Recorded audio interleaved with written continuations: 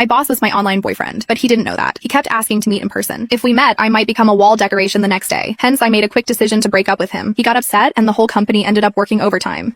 How should I put this? For the sake of my mental and physical health, maybe getting back together with him wouldn't be such a bad idea. I was dating my boss online. Meeting in person? That was never going to happen. He didn't even know his online girlfriend was one of his employees. Lately, my boss had been in a bad mood. Everyone could feel it, so everyone had been extra careful. Even the usual breaks had been cut short. The boss had been working crazy hours, and no one dared leave before him. So our workdays had stretched to 11 p.m. or 12 a.m., and I was starting to get dark circles under my eyes. My skin had been looking worse too. To be honest, I felt like I was probably the only one who knew the real reason behind his bad mood, but I couldn't tell anyone. The boss had had his heart broken, and unfortunately, the one who broke his heart was me. He didn't know that though. It all started when my online boyfriend of 2 years wanted to meet up in person. We met on social media. He had posted something asking for advice. Why can't I find a girlfriend? I clicked on it, and the post said, I'm a man, 6'2", 183 lbs, 25 years old, Ivy League graduate with a master's in management and engineering. I'm currently the vice president of a listed company with an annual salary starting at $500,000. I own a car and a house, but my looks are just average. I've never had a girlfriend. So what's the issue? The comment section was full of sarcastic remarks. Ugh, someone's fishing for compliments. Is this guy living in a dream world? Ivy League grad, just 25 and already a VP? Come on, get real. As we all know, only family-run businesses give young people such high positions, but most of those rich kids study abroad. Being in a playful mood, I commented, maybe it's the looks. Post a photo and let's see. Then I closed the app. Not long after, I got a private message from the poster. Hi, can I send it to you privately? Though confused, I enjoy some drama, so I replied, sure. Then he sent me a photo. I almost spat my coffee out. He said he was 6'2". I'd believe 5'0", maybe. It was a selfie, with his face covered by his hand, and the angle made his head look huge and his body tiny. His hair was sticking up like he'd just used some kind of hair gel, and he was wearing thick black-rimmed glasses, making him look both nerdy and awkward. But despite all that, his face was actually fine. Even though it was partially obscured, I could tell his lips, nose, and eyes all screamed handsome. Still, there was something about him that seemed oddly familiar. I mentally shouted, there are actually guys who don't realize they're good-looking, while zooming in and out of the photo multiple times. With my helpful mindset, I typed out a few tips. Your clothes and selfie skills need work. Try frameless glasses, or better yet, wear contacts. And change your shooting angle. Tilt the phone slightly, making sure the charging port leans toward you. Also, try pants that are a bit looser, like casual black ones. He replied, thank you so much. Oh, I didn't think much of it and moved on, but the next day, he sent me photos of his makeover, taking my advice to heart. The day after that, again. Then it went on for a few more days. I was getting tired of it when he suddenly asked if he could add me as a friend on Facebook and offer me a thank you gift. If someone was offering money, I'd be crazy not to take it, so I gave him my profile link. Moments later, an account with a familiar profile picture sent me a friend request. Wait, wasn't this my boss? I panicked, almost accidentally accepting his friend request. My heart sank, and I quickly restricted the visibility of all the previous posts on my feed. My brain raced, wondering if I'd somehow linked my private Facebook account to my company info. Meanwhile, he was typing for what felt like forever before sending a message. Thanks for all the help these past few days. Here's a little something for you. And then he sent me $7,000 via MetaPay with the note, voluntary gift. I was speechless. I compared his profile with the photo he sent me. It was the same guy, and he was indeed the boss of my company. I couldn't believe the sheer absurdity of the situation, but after some hesitation, I accepted the money. After all, he didn't know it was me.